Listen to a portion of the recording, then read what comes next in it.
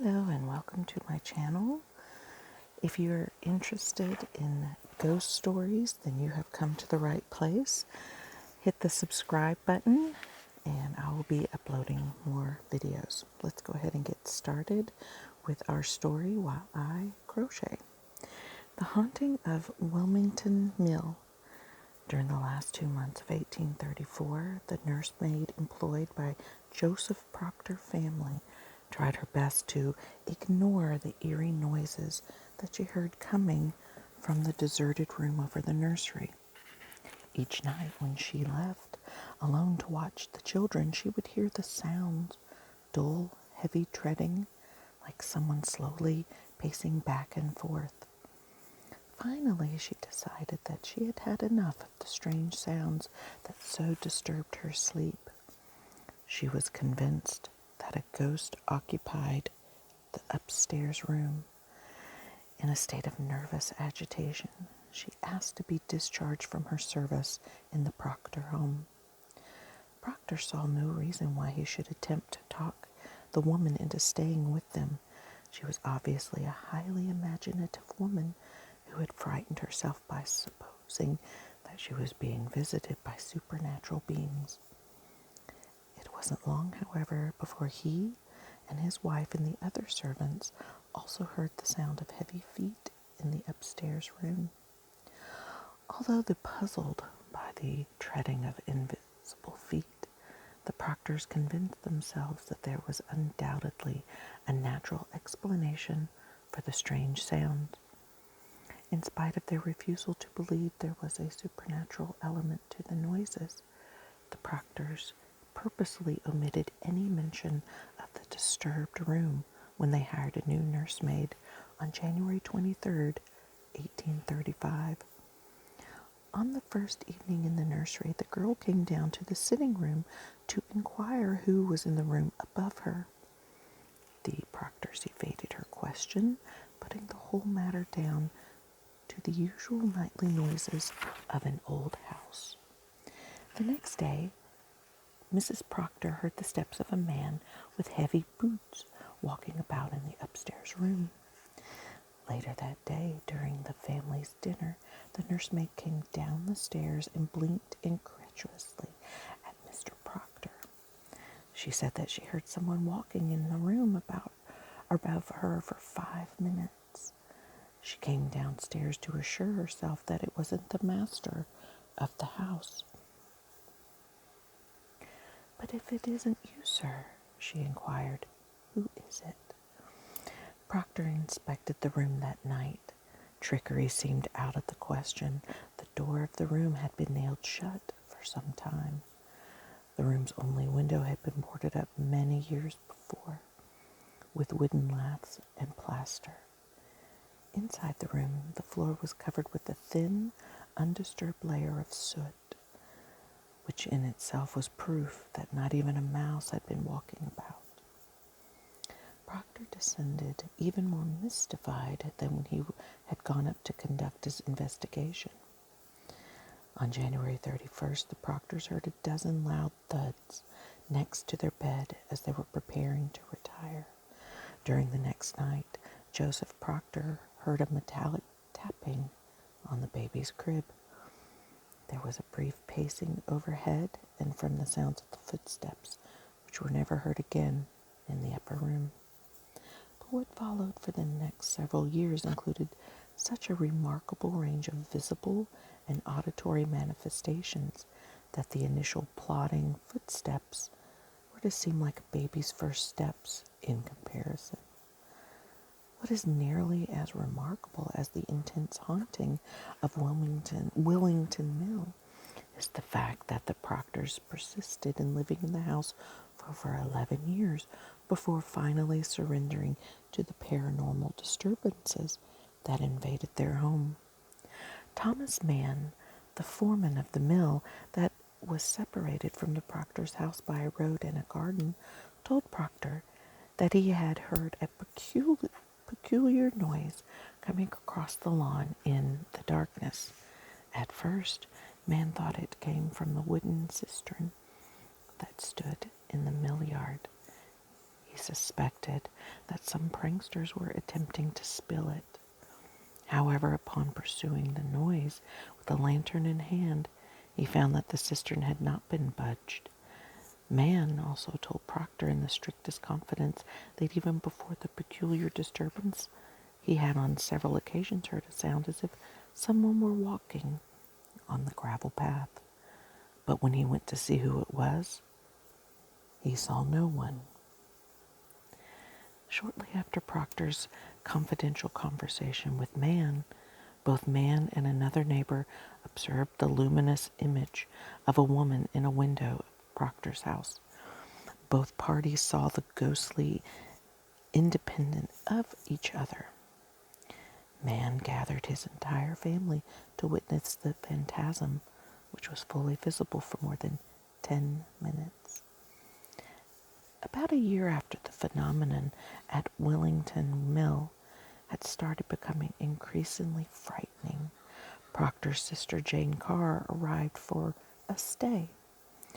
One evening, a few minutes after midnight, she was awoken by a noise very much like that of someone winding a large clock. After this bizarre noise, her bed began to shake, and she clearly heard a sound like that of a heavy sack falling on the floor above. Several strong knocks sounded about her bedstead, and the unmistakable sound of shuffling feet surrounded her bed. In addition to the sounds of thudding feet, the ghost had soon acquired fists, which pounded on the walls and added bedlifting to its repertoire of supernatural phenomena. The invisible force manifested under the bed of the Proctor's eldest child and began to raise the mattress higher and higher until the child finally cried out. Next, the thing hoisted the mattress of the bed on which Miss Proctor and a new nursemaid were sleeping. Mrs. Proctor described the sensation as feeling as if a large man were underneath the bed, pushing it up and with his back.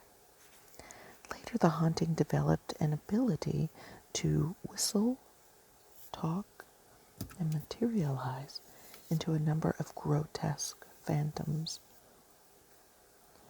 The Proctor's son Joseph and Henry were awakened one night by a loud shriek that emanated from under their beds.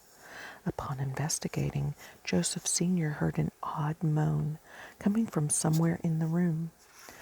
One of the beds began to move, and the voice uttered what sounded like chuck, chuck. These sounds were followed by a noise similar to that of an infant sucking a bottle.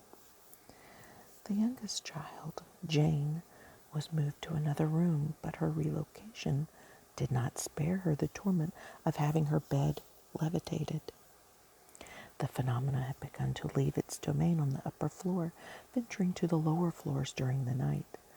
The kitchen seemed to be a favorite target for its nightly forays, and on several mornings the cook would find the kitchen chairs heaped in a disorderly pile, shutters thrown open, and utensils scattered about the room.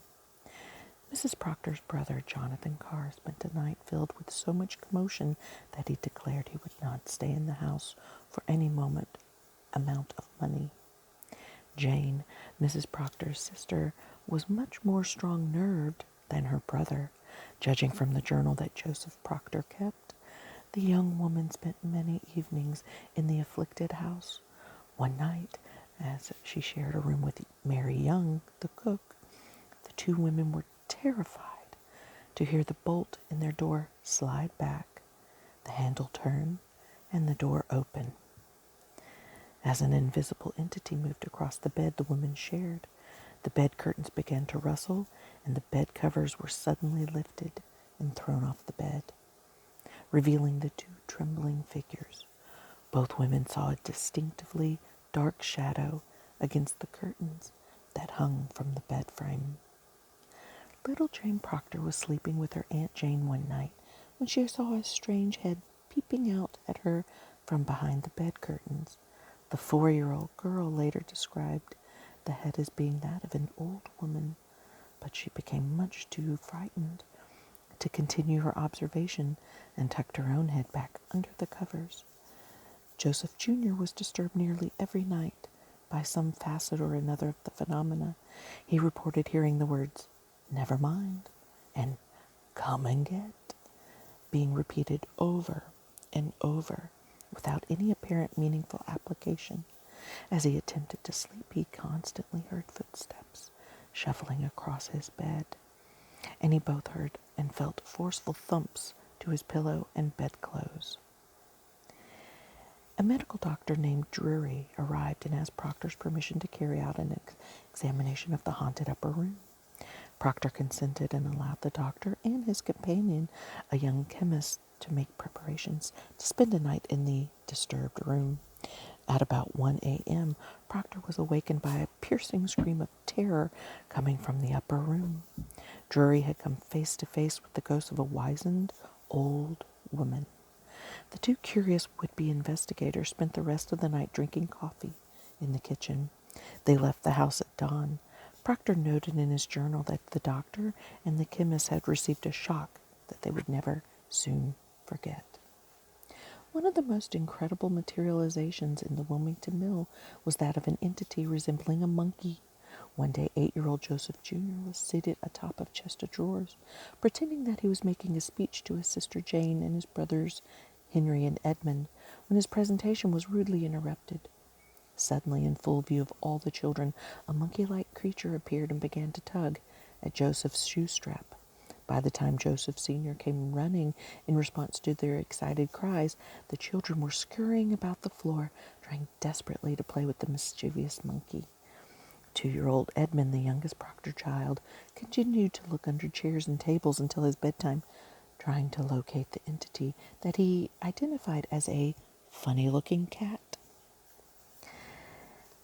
Shortly after this dramatic episode, the Proctors decided that they had endured enough. Patient Quakers though they were, 11 years of living amidst incessant supernatural disturbances had been enough for them. They also had become fearful that the plague-ridden dwelling would inflict permanent injury to the minds of their children. In 1866, Proctor obtained a residence at Campville and North Shields, and after completing the arduous task of packing their belongings, he and his wife sent the servants and the children on ahead to their new residence. Mr. and Mrs. Proctor stayed behind, alone, to properly close up the house. Their final night in Willington Mill was perhaps the most frightening of all. The constant sounds of heavy thuds prevented them from getting any rest at all. The house echoed with the sound of boxes being dragged down the stairs. The house was empty, save for them. All of their boxes had been moved out earlier that day, yet they continued to hear footsteps walking across the floors, dragging invisible furniture. The Proctors were, in effect, hearing a ghostly reenactment of all the noises made by the family and their servants as they were engaged in their various moving chores. The Proctors wondered with some panic if the ghosts were packing in order to move with them to the new house. It was with indescribable relief that the Proctors arrived at the new residence to find it completely free of the former horror that had blemished 11 years of their lives. Their residency in the new home was blissfully untroubled by knockings, whistlings, footsteps, and phantoms. After the Proctors moved from Wilmington Hill, the house was divided into 2 apartments. According to later testimonies of the new occupants, only the occasional haunting phenomena occurred. However, in approximately 1868, when 2 new families moved into the apartments, they were so greatly disturbed by ghostly manifestations that one family moved out, refused to return. After a number of years had passed, the mill was closed and made into a warehouse. The old Proctor home was divided into a number of 6 tenements. When Edmund Proctor visited the place around 1890, none of the tenants claimed to be troubled by ghosts. It appeared that whatever ethereal beings had plagued the house at Willington Mill had moved on. Thank you for subscribing to my channel, and stay tuned for more ghostly stories like this one read. Enjoy the crocheting, as at the moment I am making a bag. Until next time, stay tuned and stay scared. Bye.